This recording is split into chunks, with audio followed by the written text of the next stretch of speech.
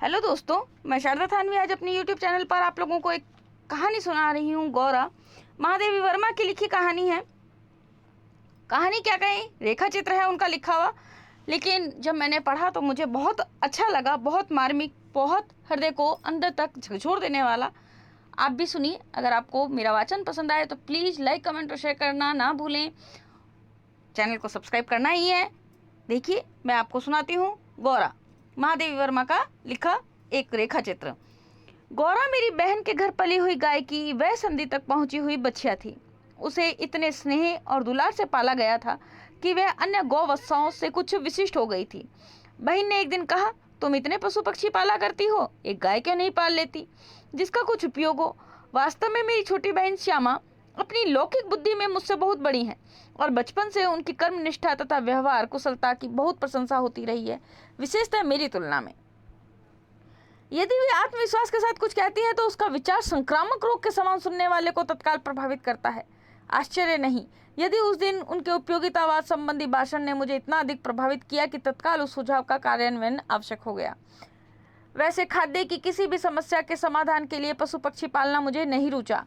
बकरी, कुक्कुट, मछली आदि पालने के मूल उद्देश्य का ध्यान आते ही मेरा मन विद्रोह करने लगता है।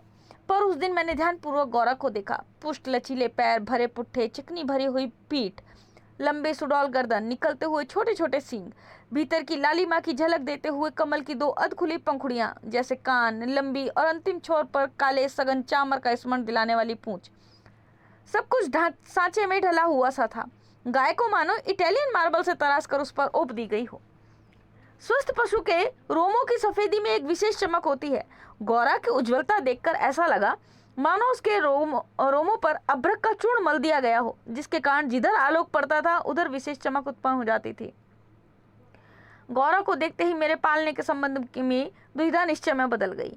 गाय जब मेरे बंगले पर पहुंची तब मेरे परिचितों और परिचारकों में श्रद्धा का ज्वार सा उमड़ आया। उसे लाल सफेद गुलाबों की माला पहनाई गई, केसर रोली का बड़ा सा टीका लगाया गया, घी का चौमुखा दिया जलाकर आरती उतारी गई और उसे दही पेड़ा भी खिलाया गया। उसका नामकरण हुआ गौरांगिनी या गौरा। पता नहीं इस पूजा अर्चना का उस पर क्या प्रभाव पड़ा, परंतु वह बहुत प्रसन्न जान पड़ी। उसकी बड़ी चमकीली और काली आंखों में जब आरती के दिए की लौ प्रतिफलित होकर झिलमिलाने लगी तब कई दियों का भ्रम होने लगा। जान पड़ा जैसे रात में काली दिखने वाली लहर पर किसी ने कई दिए प्रवाहित कर दिए हों। गौरा वास्तव में बहुत प्रिय दर्शन थी। विशेषतः उसकी काली बिल्लौरी आंखों का तरल सौंदर्य तो दृष्टि को बांधकर स्थिर कर देता था। चौड़े उज्जवल माथे और लंबे तथा सांचे में ढले हुए से मुख पर आंखें बर्फ में नीले जल के कुंडों के समान लगती थीं। उनमें एक अनोखा विश्वास का भाव भर रहता था। गाय के नेत्रों में हिरण के नेत्रों जैसा चकित विस्मय न होकर एक आत्मविश्वास ही रहता है। उस पशु को मनुष्य से यातना नहीं, निर्मम मृत्यु तक प्राप्त होती है, परंतु उसकी आंखों के विश्वास का स्थान न विस्मय ले पाता है न आतंक। महात्मा गांधी ने गाय करुणा की कविता है क्यों कहा, यह उसकी आंखें देखकर ही समझ में आ सकता है। गौरा की अलस मंथर गति से तुलना करने योग्य कम वस्तु हैं। तीव्र गति में सौंदर्य है, परंतु वह मंथर गति के सौंदर्य को नहीं पाता। बाण की तीव्र गति क्षण भर के लिए दृष्टि में चकाचौंध उत्पन्न कर सकती है, परंतु मंद समीर से फूल का अपने वृंद पर हौले हौले हिलना दृष्टि का उत्सव है। कुछ ही दिनों में वह सबसे इतनी हिल मिल गई कि अन्य पशु पक्षी उसकी लघुता और उसकी विशालता का अंतर भूल गए। कुत्ते बिल्ली उसके पेट के नीचे और पैरों के बीच में खेलने लगे। पक्षी उसकी पीठ और माथे पर बैठकर उसके कान तथा आंखें खुजलाने लगे। वह भी स्थिर खड़ी रहकर और आंखें मूंदकर मानो उसके संपर्क सुख की अनुभूति में खो जाती थी। हम सबको वह आवाज से ही नहीं, पैर की आहट से भी पहचानने लगी। समय का इतना अधिक बोध उसे हो गया था कि मोटर के फाटक में प्रवेश करते ही वह बाँ बाँ की ध्वनि से हमें पुकारने लगती। चाय, नाश्ता तथा भोजन के समय से भी वह इतनी परिचित थी कि थोड़ी देर कुछ पाने की प्रतीक्षा करने को उपरांत रंभा रंभा कर घर सिर पर उठा लेती थी।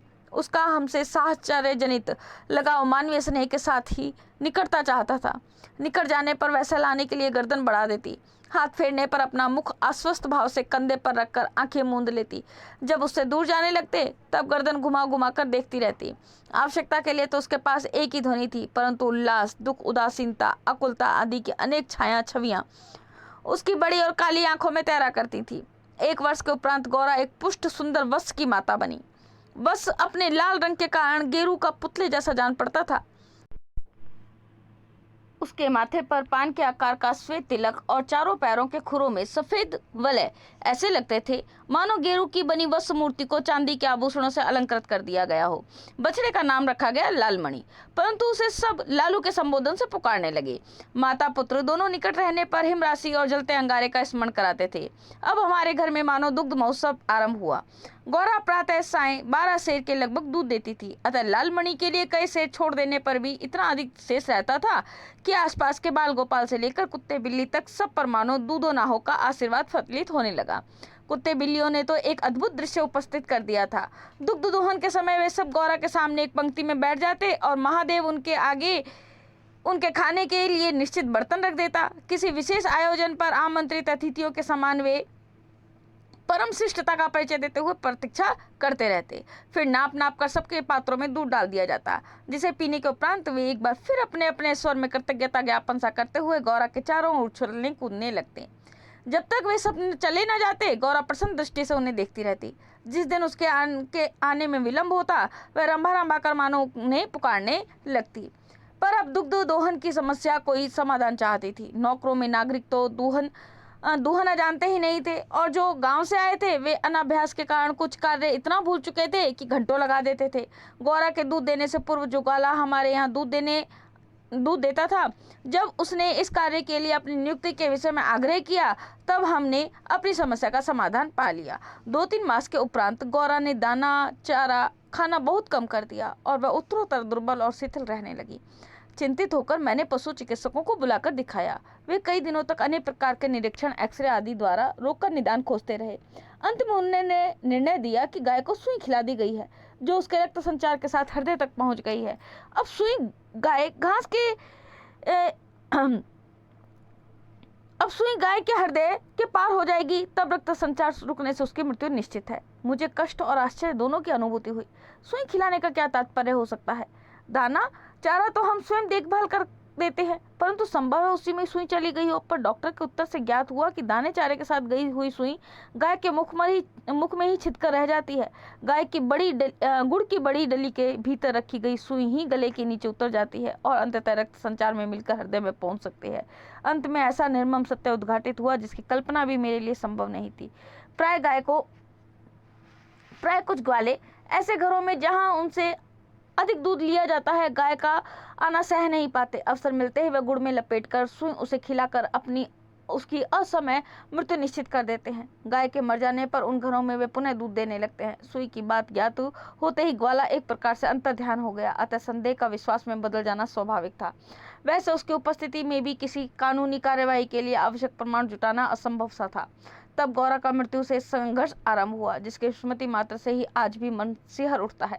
डॉक्टर्स ने कहा, गाय को सेब का रस पिलाया जाए तो सुई पर कैल्शियम जम जाने और उसके न चुभने की संभावना है। अतः नित्य कई सेबों का रस निकाला जाता और नली से गौरा को पिलाया जाता। शक्ति के लिए इंजेक्शन पर इंजेक्शन दिए जाते। पशुओं के लिए इंजेक्शन के लिए सूजे के समान बहुत लंबी मोटी सिरिंज तथा बड़ी बोतल भर दवा की आवश्यकता होती है। अतः वह इंजेक्शन भी अपने आप में शल्य क्रिया जैसा यातनामय हो जाता था। पर गौरा अत्यंत शांति से बाहर और भीतर दोनों ओर की चुभन और पीड़ा सहती थी। केवल कभी कभी उसके सुंदर पर उदास आंखों के कोनों में पानी की 2 बूंदें छलकने लगती थी।